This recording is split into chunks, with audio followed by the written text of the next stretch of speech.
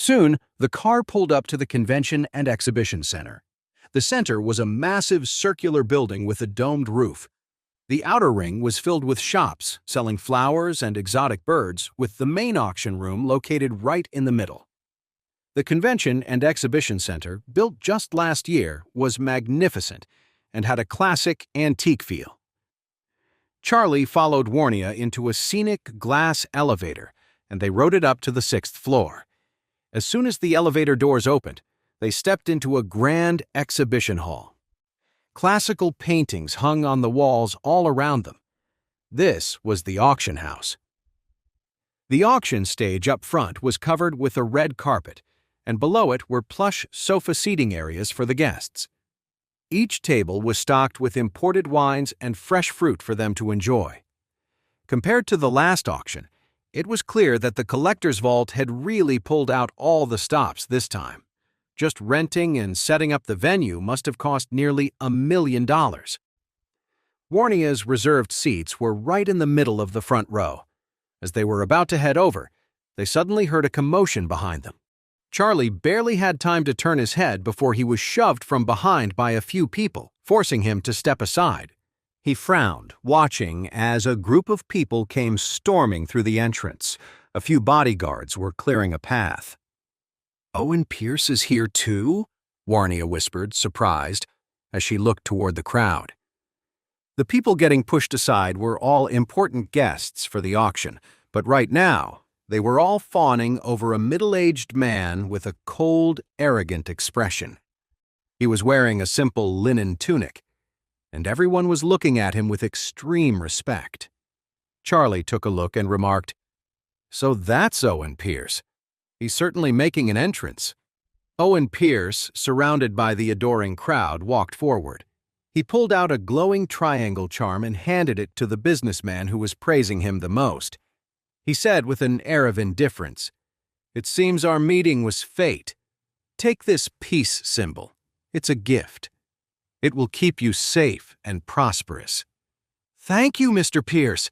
The businessman was thrilled, completely flattered. He took the peace charm, clutching it like a priceless treasure. He turned to the people around him and boasted, "Mr. Pierce's peace charms are incredible. I've gotten one from him every year, and thanks to him, my business has been booming for the past few years." The crowd around them looked on with jealousy. A few bold individuals even begged Owen for one, but he completely ignored them.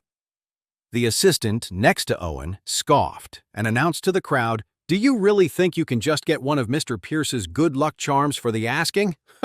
The starting price for a good luck charm from the Metaphysical Emporium is $200,000 each." The crowd came to their senses, and someone immediately shouted, "It's so rare for Master Pierce to come to Oris Hill City.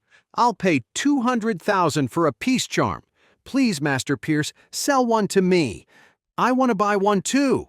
Please, Master Pierce, sell me a charm. Owen Pierce's peace charms are hard to come by. $200,000 is nothing. I'll buy 5. The scene was electric, and several business owners started wiring deposits on the spot to buy one of Owen's peace symbols.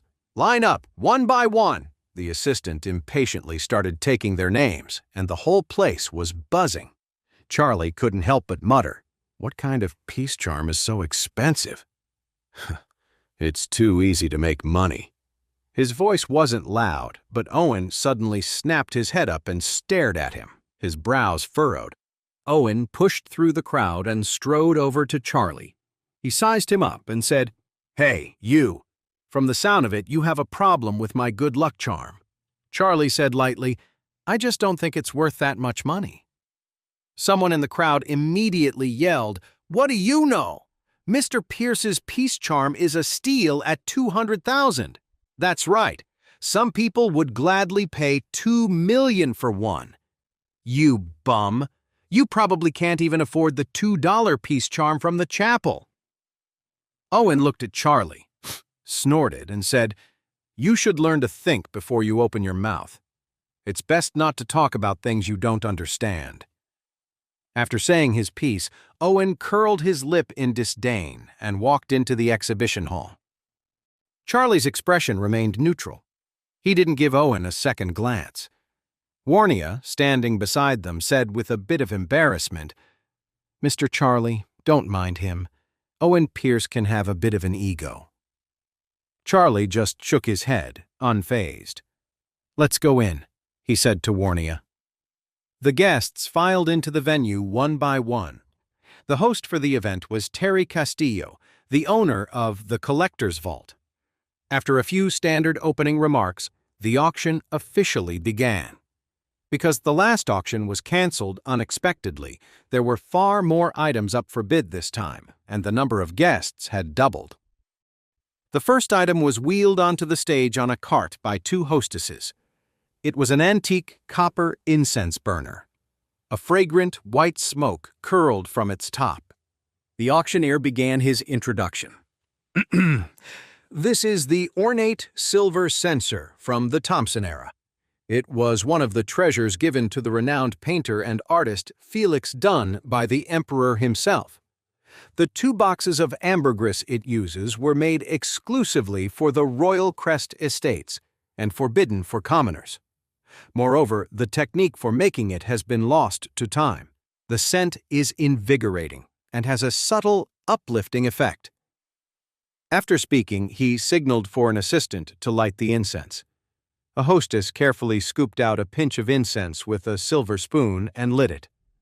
A stream of white smoke began to pour down from the censer, creating a waterfall effect. The oak and eagle motif on the censer seemed to come to life, their wings almost fluttering.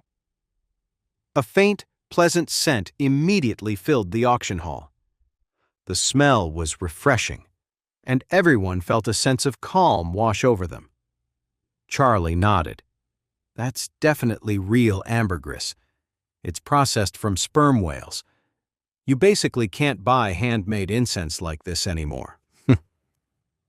The auctioneer banged his gavel twice and announced, "The starting price for the incense burner is $800,000, with a minimum bid increase of $100,000.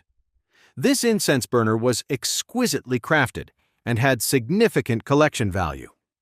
The starting price was reasonable, and bidding paddles shot up across the room. In just a few moments, the incense burner was sold to a bidder for $1.6 million. Immediately after, 7 or 8 more items were presented, all of them high-quality antiques. The atmosphere in the venue was electric as guests enthusiastically placed their bids. Jacob watched with excitement, but his wallet was empty. Otherwise, he would have been itching to raise his own paddle. However, Charlie had no real interest in these collections. While the items were precious, they were just collector's pieces and held little practical value for him. Just then, a hostess brought out a white porcelain plate. On it rested a string of purple pearls shimmering under the lights. The auctioneer began. "These are freshwater purple pearls. Only about 1 in 1,000 pearls makes the cut. The beads are perfectly round and uniform in size, which makes them an exceptionally rare find. The starting price for this string of purple pearls was surprisingly low, just $400,000. Charlie looked up and immediately placed a bid. $500,000. Jacob's eye twitched, and he quickly whispered, "What are you doing with this?" "A pearl necklace is worth maybe tens of thousands. $400,000 is a complete waste. Don't bid." Charlie smiled, looking at the string of pearls, but thinking of Claire. "I think they would look perfect on Claire," he said. "Pearls are said to have a calming effect.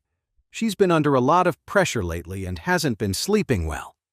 When he heard that Charlie was buying them for his daughter, Jacob immediately clamped his mouth shut, swallowing whatever else he was about to say. The collection value of the necklace wasn't very high, so no one else was bidding.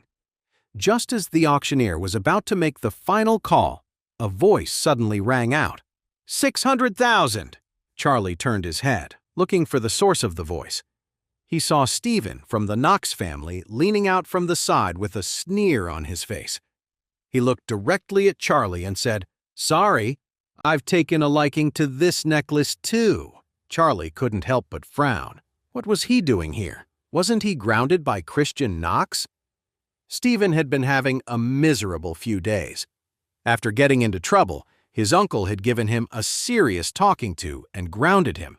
But his love for antiques was too strong to miss an auction like this. So he managed to sneak out to attend, but he never expected to run into Charlie again. He'd always looked down on Charlie. In his mind, his uncle had been completely fooled by the guy. Still, he didn't have the guts to confront Charlie directly. So when he saw Charlie bidding on the necklace, he immediately jumped in. It was a pointless move, but it would be satisfying to make Charlie squirm. Charlie glanced over at him, then turned away, completely unbothered, and continued the bidding. 700,000. Stephen shot back immediately. 800,000.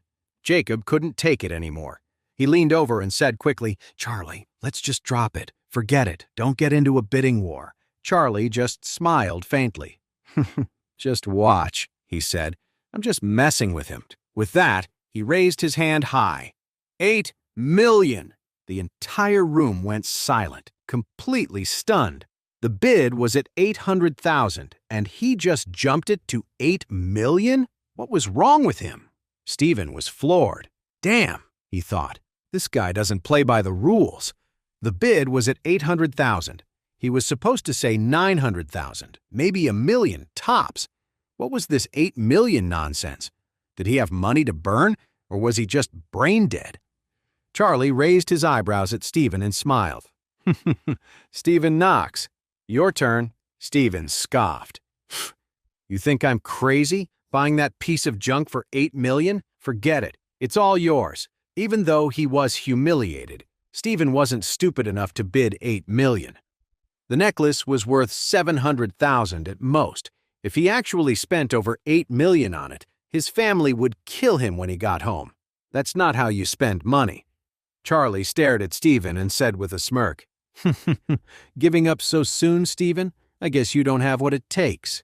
The crowd laughed. Stephen's face turned red. "You're really pushing it. I don't think you can afford it at all. You're just bluffing, trying to trap me, right? I'd like to see how you're going to pay for that." Charlie curled his lip.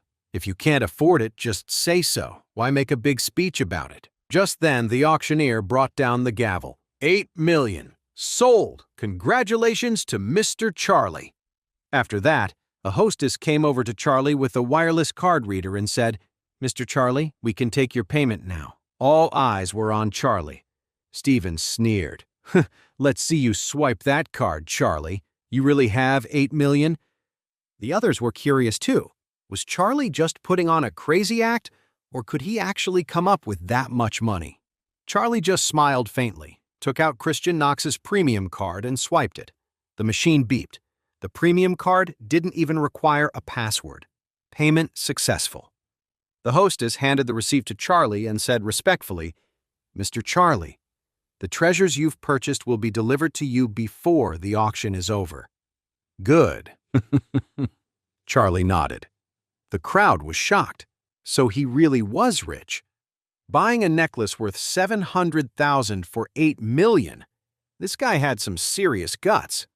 At that moment, Charlie looked at Stephen and asked with a smile, "So, Stephen, are you satisfied?" A burst of laughter erupted from the crowd, and someone called out, "Looks like someone's allowance got cut off and he can't afford to pay." I guess young Mr. Stephen just couldn't cut it. Stephen's face was burning with humiliation. Damn it, he thought. The guy actually had the money. He was so embarrassed. He gritted his teeth and snarled, "Charlie, I will not lose to you on the next item." Charlie just nodded, completely unfazed. "Okay, let's move on to the next one." Stephen had no idea where Charlie was getting this confidence from, and he definitely didn't know that Charlie was still holding a card from his own uncle. Soon, a few more items were sold, and then a semi-finished sunstone core was brought out.